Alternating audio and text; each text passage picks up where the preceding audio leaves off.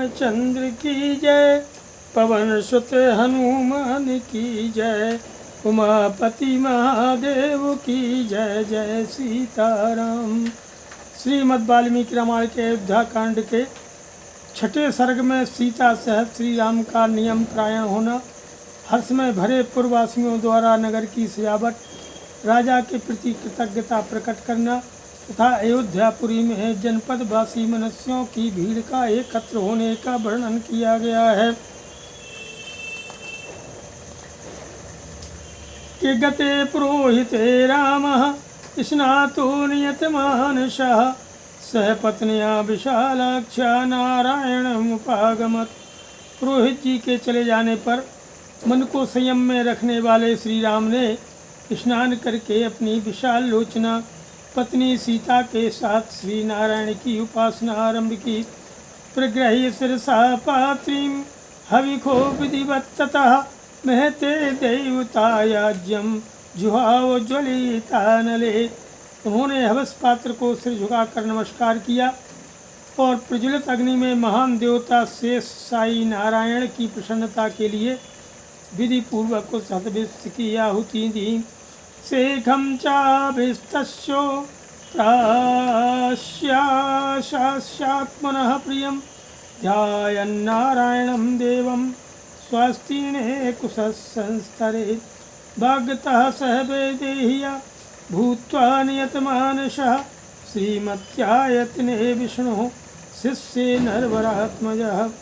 इसके बाद अपने प्रिय मनोरथ की सिद्धि का संकल्प लेकर के उन्होंने उस यज्ञ से हविष्य का भक्षण किया और मन को संयम में रखकर मौन होकर के वे राजकुमार श्री राम विदेह नंदिनी सीता के साथ भगवान विष्णु के सुंदर मंदिर में श्री नारायण देव का ध्यान करते हुए वहाँ अच्छी तरह बिछी हुई कुश की चटाई पर सोए।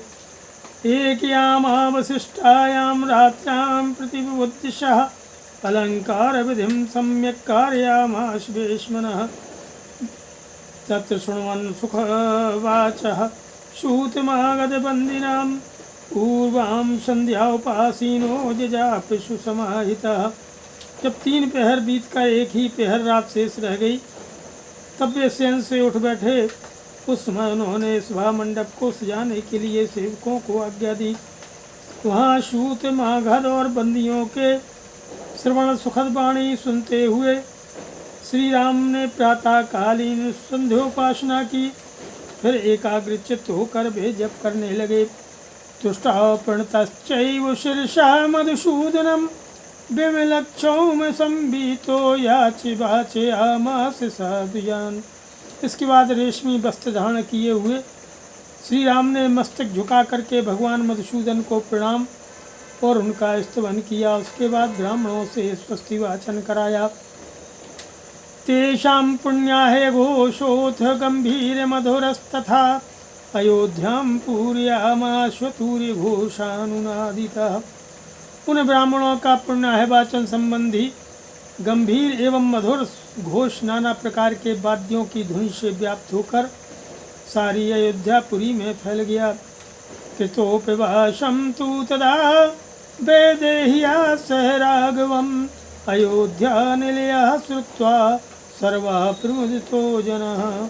उस समय अयोध्यावासी मनुष्यों ने जब यह सुना कि श्री रामचंद्र जी ने सीता के साथ उपवास व्रत आरंभ कर दिया है, तब उन सबको बड़ी प्रसन्नता हुई।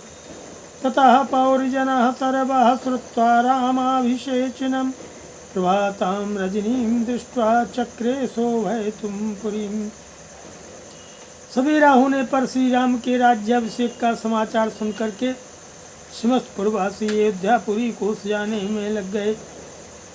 श्रुताभ्रशखरावेषु देवतायतनेषु च, चतुष्पथेषु रथ्यासु चैत्येष्वाट्टालिकेषु च, नानापन्नसमृद्धेषु वणिजामापणेषु च, कुटुम्बिनां समृद्धेषु श्रीमत्सु भवनेषु च, सभासु च सर्वासु वृक्षेष्वालचितेषु च, ध्वजा समस्थिता साधु पताकाश्चाभवन् तथा। नट नर्तक संघानां गायकानां च सगायतां मनः कर्ण सुखावाचः शुश्राव जनता ततः। जिनके शिखरों पर श्वेत बादल विश्राम करते हैं, उन पर्वतों के समान गगनचुंबी देव मंदिरों, चौराहों, गलियों, देव वृक्षों, समस्त सभाओं, अट्टालिकाओं, नाना प्रकार की बेचने योग्य वस्तुओं से भरी हुई व्यापारियों की बड़ी बड़ी दुकानों तथा कुटुंबी गृहस्थों के सुंदर समृद्धशाली भवनों में और दूर से दिखाई देने वाले वृक्षों पर भी ऊंची ध्वजाएं लगाई गईं, उनमें पताकाएं फहराई गईं।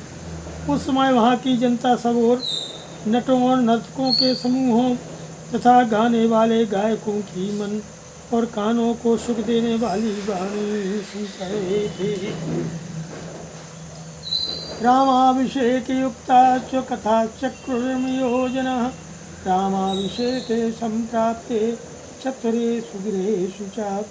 श्री राम के राज्याभिषेक का शुभ अवसर प्राप्त होने पर प्रायः सब लोग चौराहों पर और घरों में भी आपस में श्री राम के राज्याभिषेक की ही चर्चा करते थे। बालाप क्रीडमाना गृहद्वारेषु संघर्षः रामाभिषेकौ संयुक्ता चक्रुरेव कथा परिमितौ। घरों के दरवाजों पर खेलते हुए झुंड के झुंड बालक भी आपस में श्री राम के राज्याभिषेक की ही बातें करते थे। कृत पुष्पोपहारश्च धूप गंधादिवासितः राजमार्गः कृतः श्रीमान पौरै रामाभिषेचने। पूर्ववासियों ने श्री राम के राज्याभिषेक के समय राजमार्ग पर फूलों की भेंट चढ़ा करके वहाँ सब और धूप की सुगंध फैला दी। ऐसा करके उन्होंने राजमार्ग को बहुत सुंदर बना दिया। प्रकाश करणार्थम च निशागमन शंकया दीप वृक्षां तथा चक्र अनुरथ्यासु सर्वशः। राज्याभिषेक होते होते रात हो जाने की आशंका से प्रकाश की व्यवस्था करने के लिए पूर्ववासियों ने सब ओर सड़कों के दोनों तरफ वृक्ष की भांति अनेक शाखाओं से दीप स्तंभ खड़े कर दिए। अलंकारं पुरस्सैवं कृत्वा तत्पूर्वासिनः आकांक्षमाणा रामस्य यौवराज्याभिषेचनं समेते संघर्षाः सर्वे चत्वरेषु सभासु च कथयन्तो मिथस्तत्र वृषसंसर्जनाभिर्धिकम्। इस प्रकार नगर को सजा करके श्री राम के युवराज पद पर अभिषेक की अभिलाषा रखने वाले समस्त प्रवासी चौराहों और सभाओं में झुंड के झुंड एकत्र होकर के वहाँ आपस में बातें करते हुए महाराज दशरथ की प्रशंसा करने लगे। अहो महात्मा राजायमिक्ष्वाकुकुलनन्दनः ज्ञात्वा वृद्धं समात्मानं रामं राज्याभिषेक्ष्यति। सर्वे अनुगृहीताः स्मृपयन्नो रामो महीपति चिराय भविता गोप्ता दृष्टलोकपरावरः। अहो इक्ष्वाकु कुल को आनंदित करने वाले ये राजा दशरथ बड़े महात्मा हैं, जो कि अपने आप को बूढ़ा हुआ जान करके श्री राम का राज्याभिषेक करने जा रहे हैं। भगवान का हम सब लोगों पर बड़ा अनुग्रह है कि श्री रामचंद्र जी हमारे राजा होंगे और चिरकाल तक हमारी रक्षा करते रहेंगे, क्योंकि वे समस्त लोगों के निवासियों में जो भलाई या बुराई है उसे अच्छी तरह देख चुके हैं। अनुद्धत मना विद्वान धर्मात्मा भ्रातृवत्सलः यथा च भ्रातृसुस्निग्धो तथास्मास्त्वपि राघवो। श्री राम का मन कभी उद्धत नहीं होता। वे विद्वान धर्मात्मा और अपने भाइयों पर स्नेह रखने वाले हैं। उनका अपने भाइयों पर जैसा स्नेह है वैसा ही हम लोगों पर भी है। चिरंजीवतु धर्मात्मा राजा दशरथो अनुभव यत्प्रसादेनाभिषिक्तं रामं दृक्ष्यामहे वयम्। धर्मात्मा एवं निष्पाप राजा दशरथ चिरकाल तक जीवित रहें, जिनके प्रभाव से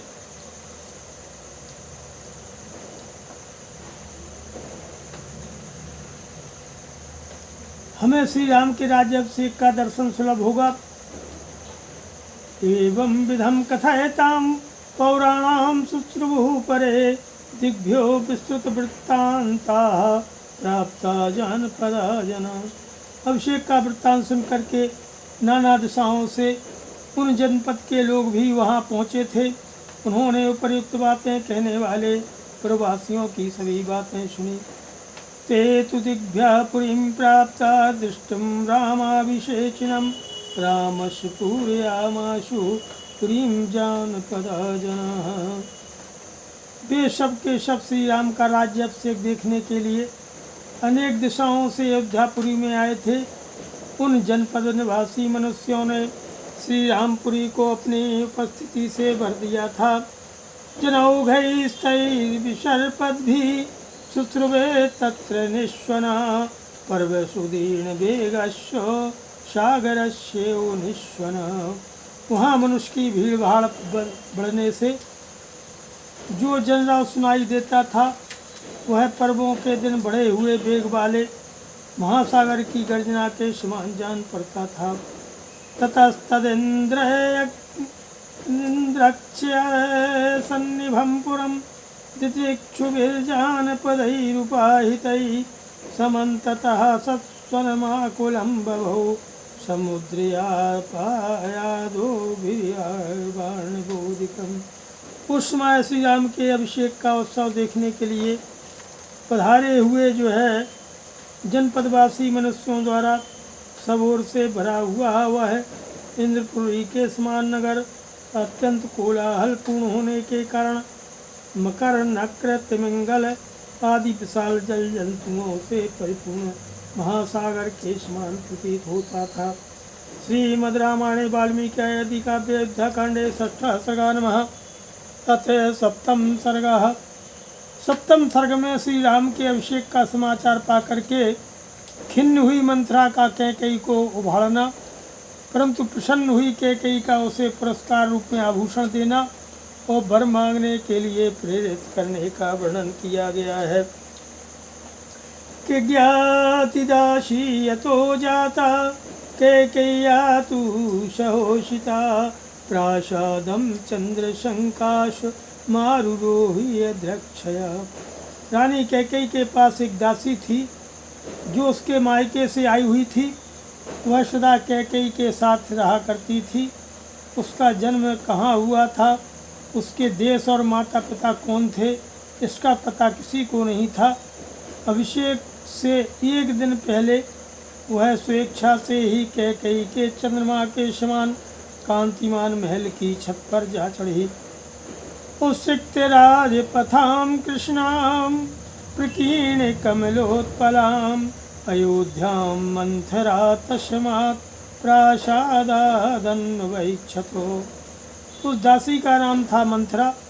उसने उस महल की छत से देखा कि अयोध्या की सड़कों पर छिड़काव किया गया है।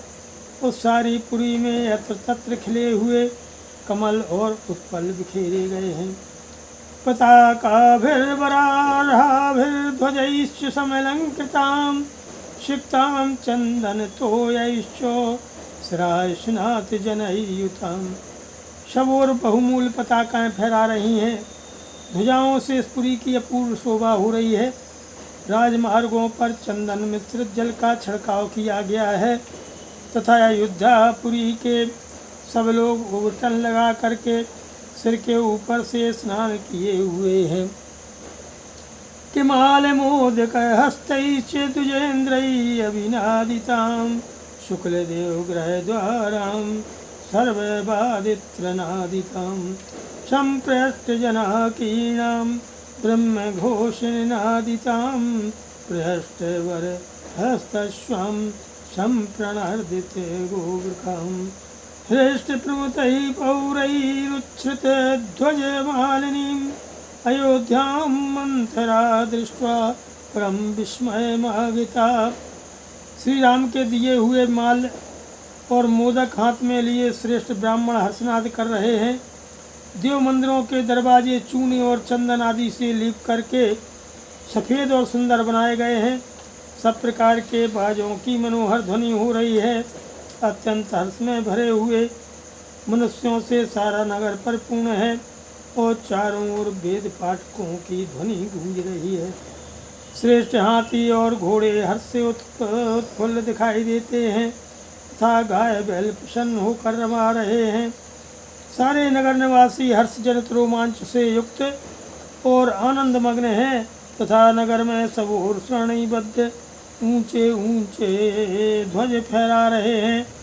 अयोध्या की ऐसी शोभा को देखकर मंत्रा को बड़ा आश्चर्य हुआ।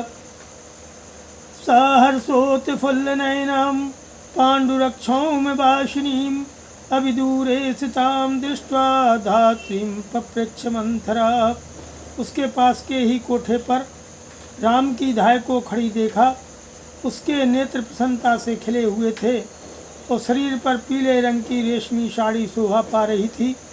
उसे देखकर मंथरा ने उससे पूछा कि उत्तमेनाभिसंयुक्ता हर्षेणार्थ पराशति राम माता धनम किं नु जनेभ्यः संप्रयच्छति अतिमात्रं प्रहर्षः किं जनम्यास्य च संसमे कारयिष्यति किं वापि संप्रहष्टो महीपति।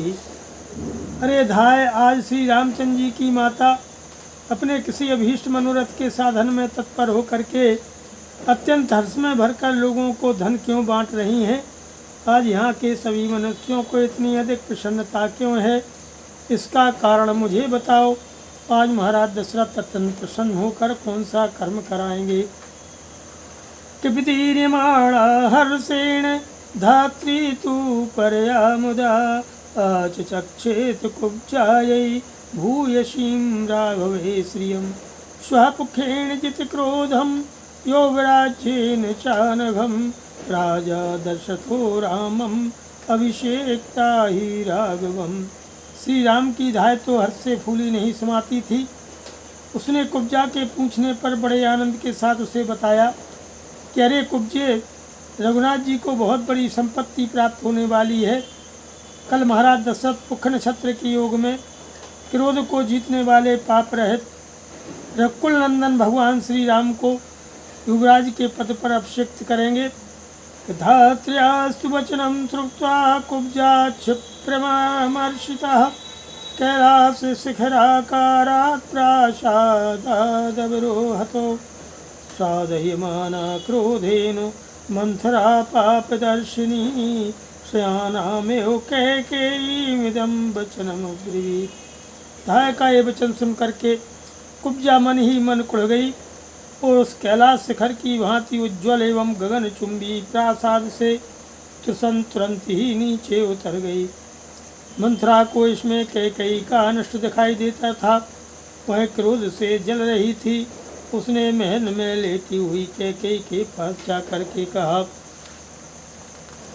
कैकेयी के पास मंथरा बोली कि उत्तिष्ठ मूढ़े किं शेखे भयं त्वामभिवर्तते उपप्लुतमघौघेन नात्मानाम् अवबुध्यसे। अरे मूर्खे, उठ, क्या सो रही है? तुझ पर बड़ा भारी भय आ रहा है। अरे तेरे ऊपर विपत्ति का पहाड़ टूट पड़ा है, फिर भी तुझे अपनी इस दुर्वस्था का बोध नहीं होता। अनिष्टे सुविगाकारे सौभाग्येन विकथ्यसे चलम हितौ सौभाग्यम नद्याः स्रोते वोष्णवे। तेरे प्रीतम तेरे सामने ऐसा आकार बनाए जाते आते हैं मानो सारा सौभाग्य तुझे ही अर्पित कर देते हों, परंतु पीठ पीछे वे तेरा अनिष्ट करते हैं। तू उन्हें अपने में अनुरक्त जानकर सौभाग्य की ढींग हाँका करती है, परंतु जैसे ग्रीष्म ऋतु में नदी का प्रवाह सूखता चला जाता है, उसी प्रकार तेरा यह सौभाग्य अब अस्थिर हो गया है, तेरे हाथ से चला जाना चाहता है। के मुक्ता तु कैकेयी रुष्ट्या परुषं वचः कुब्जया पाप दर्शन्या विखादम गमत परम। इष्ट में भी अनिष्ट का दर्शन कराने वाली रोष भरी कुब्जा के इस प्रकार कठोर वचन कहने पर कैकेयी के मन में बड़ा दुख हुआ। कैकेयी त्वब्रवीत कुब्जां कच्चित् क्षेमं न मंथरे विखन्न बदनाम ही त्वां लक्ष्ये वृषदुःखितां उस समय कैकेयी राजकुमारी ने कुब्जा से पूछा, अरे मंथरे, कोई अमंगल की बात तो नहीं हो गई, क्योंकि तेरे मुख पर विषाद छा रहा है और तू मुझे बहुत दुखी दिखाई देती है। मंथरा तू बचः श्रुत्वा कैकेय्या मधुराक्षरम् उवाच क्रोध संयुक्ता वाक्यं वाक्य विशारद। सा विखण्यतरा भूत्वा कुब्जा तस्यां मितैषिणी विषादयन्ती प्रोवाचो भेदयन्ती च राघवम्। मंथरा बातचीत करने में बड़ी कुशल थी। वह कैकेयी के मीठे वचन सुन करके और भी खिन्न हो गई। उसके प्रति अपनी हितैषता प्रकट करती हुई कुपित हो उठी और कैकेयी के मन में श्री राम के प्रति भेदभाव और विषाद उत्पन्न करती हुई इस प्रकार बोली कि अक्षयं सुमहद देवी प्रवृत्तं त्वद्विनाशनं रामं तसथो राजाय राज्ये अभिषेक्षति। सा स्वभ्यगाधे भयमग्ना दुख शोक समन्विता दहिमानानलेनेवो त्वद्धितार्थमिहागता। अरे देवी, तुम्हारे सौभाग्य के महान विनाश का कार्य आरंभ हो गया है, जिसका कोई प्रतिकार नहीं है। कल महाराज दशरथ श्री राम को युवराज के पद पर अभिषिक्त कर देंगे। ये समाचार पा करके मैं दुख और शोक से व्याकुल हो अगाध भय के समुद्र में डूब गई हूँ। चिंता की आग से मानो जली जा रही हूँ और तुम्हारे हित की बात बताने के लिए यहाँ आई हूँ। तो दुखेन कैकेयी मम दुःखं महद भवेत् त्वद्वृद्धौ मम वृद्धिश्चो भवेदेन संशयः। हे कैकेयी नंदिनी, यदि तुम पर कोई दुख आया तो उससे मुझे भी बड़ी भारी दुख में पड़ना होगा। तुम्हारी उन्नति में ही मेरी भी उन्नति है, इसमें संदेह नहीं है। नराधिपिकुले जाता महिषी त्वं महीपते उग्र त्वं राजधर्माणां कथम देवी न बुध्यसि। हे देवी, तुम राजाओं के कुल में उत्पन्न हुई हो और एक महाराज की महारानी हो, फिर भी राजधर्मों की उग्रता को कैसे नहीं समझ रही हो। धर्मवादी शठो भर्ता लक्षणवादी च दारुणः शुद्ध भावेन जानीखे तेनेव मति संधिता। तुम्हारे स्वामी धर्म की बातें तो बहुत करते हैं, परंतु हैं बड़े सठ। मुझसे चिकनी चुपड़ी बातें करते हैं, परंतु हृदय के बड़े क्रूर हैं। तुम समझती हो कि वे सारी बातें शुद्ध भाव से ही कहते हैं, इसीलिए आज उनके द्वारा तुम बेतरह ठगी गई हो। उपस्थिता प्रियुञ्जानस्त्वयि शान्तमनर्थिकम् अर्थैनैवाद्यते भर्ता कौशल्यां योजयिष्यति। तुम्हारे पति तुम्हें व्यर्थ सांत्वना देने के लिए यहाँ उपस्थित होते हैं।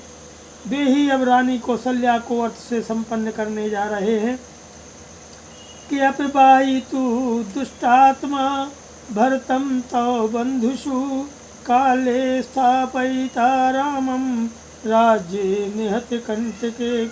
उनका हृदय इतना दूषित है कि भरत को तो उन्होंने तुम्हारे मायके भेज दिया और कल सवेरे ही अवध के निष्कंटक राज्य पर वे श्री राम का अभिषेक करेंगे। शत्रु पृथ्वी प्रभादेन मात्रेयो हित काम्या आसी विश्वांगेनो बाले परिधृत्वया। यथा हि कुर्यात् शत्रुर्वा सर्पो वा प्रत्युपेक्षितः राजा दशरथेनाद्यो सुपुत्रः स्वं तथा कृताः। अरे बाले, जैसे माता हिरण्य की हित की कामना से पुत्र का पोषण करती है, उसी प्रकार पति कहलाने वाले जिस व्यक्ति का तुमने पोषण किया है वह वास्तव में शत्रु निकला। जैसे कोई अज्ञानवश सर्प को अपनी गोद में लेकर उसका लालन पालन करे, उसी प्रकार तुमने उन सर्पवत बर्ताव करने वाले महाराज को अपने गोद में स्थान दिया है। उपेक्षित शत्रु अथवा सर्प जैसा बर्ताव कर सकता है। राजा दशरथ ने आज पुत्र सहित तुझ कैकेयी के प्रति वैसा ही बर्ताव किया है कि पापेन नृतशान्त्वेन बाले नित्यं सुखोचिता रामं निस्थापयता राज्ये सानुबंधता श्री। अरे बाले, तुम सदा सुख भोगने के योग्य हो, परंतु मन में पाप रख कर के ऊपर से झूठी सांत्वना देने वाले महाराज ने अपने राज्य पर श्री राम को स्थापित करने का विचार करके आज सगे संबंधियों सहित तुमको मानो मौत के मुख में डाल दिया है। सा प्राप्य कालम कैकेयी क्षिप्रम कुरुहितम तवो त्रायस्तु पुत्रमात्मानं मां च विस्मय दर्शने।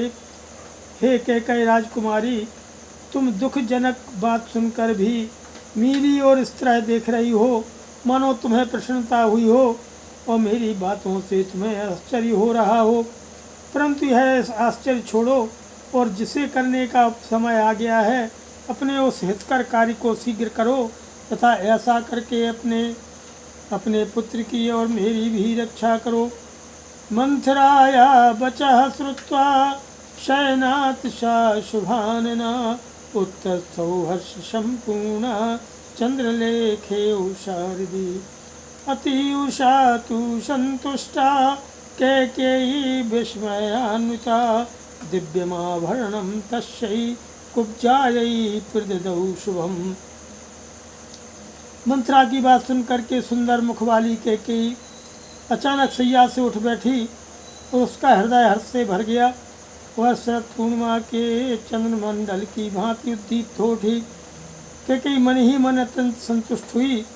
विस्मय विमुग्ध हो मुस्कुराते हुए उसने कुब्जा को पुरस्कार के रूप में एक बहुत सुंदर दिव्य आभूषण प्रदान किया कि दत्त्वा त्वाभरणं तस्यै कुब्जायै प्रमदोत्तमा कैकेयी मंथरां हृष्टा पुनरेवा ब्रवीदिदम्।